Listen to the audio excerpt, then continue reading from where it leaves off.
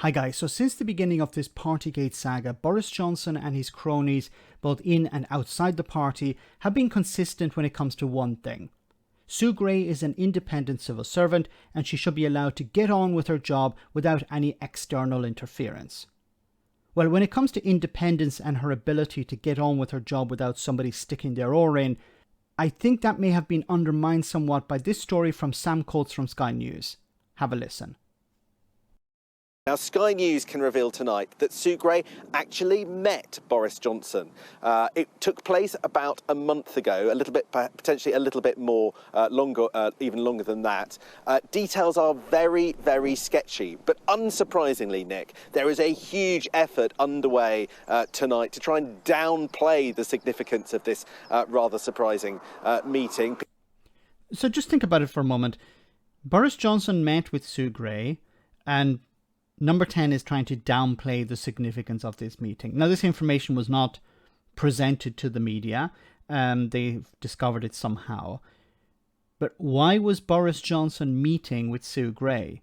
Sue Gray is supposed to be independent, and she's supposed to be investigating Boris Johnson.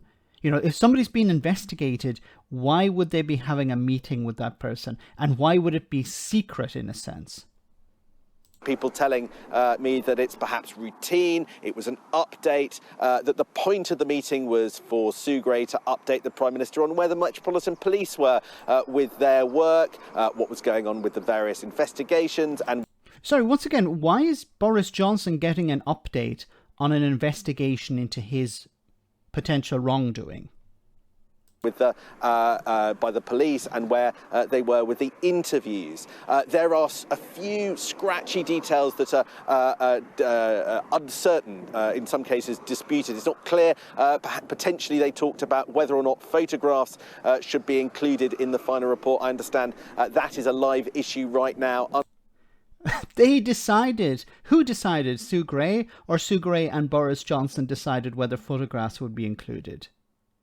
So an investigation into Boris Johnson's wrongdoing includes Boris Johnson giving his input into whether, and maybe I'm misunderstanding this, but Boris Johnson was included in the decision-making of whether photographs would be included in the report.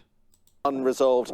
Potentially we could see some images when the report is published next Monday, Tuesday or Wednesday. But it is unclear exactly the details or indeed the date beyond the fact that the meeting took place before Parliament towards the end of April voted to refer Boris Johnson to the Privileges Committee. Now, why does this matter?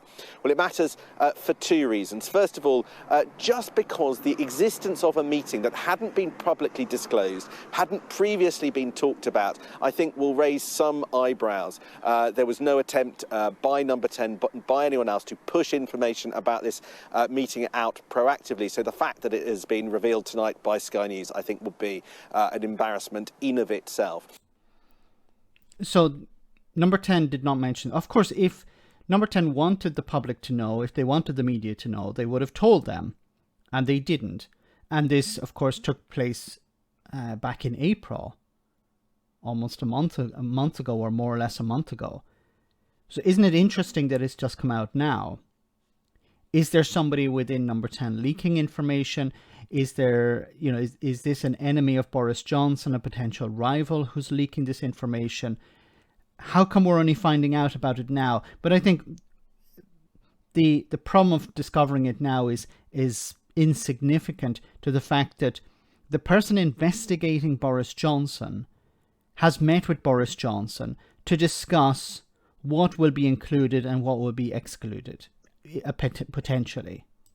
The second thing is that Number 10 have been very clear, and Boris Johnson has done this as well, that it is completely up to Sue Gray exactly how she goes about her report, the kinds of things that she includes, and the judgments about how to do it are all down to her. Now, as I say, some dispute about exactly what was being said in that meeting. All sides do agree that Boris Johnson and Sue Gray didn't talk about the judgments that she'd be making in that report, but it appears, according to some, that there might have been some scope for a discussion about the nature of the report and how she was going about some of her work. Now, that does rub up against some of the more recent statements by Downing Street.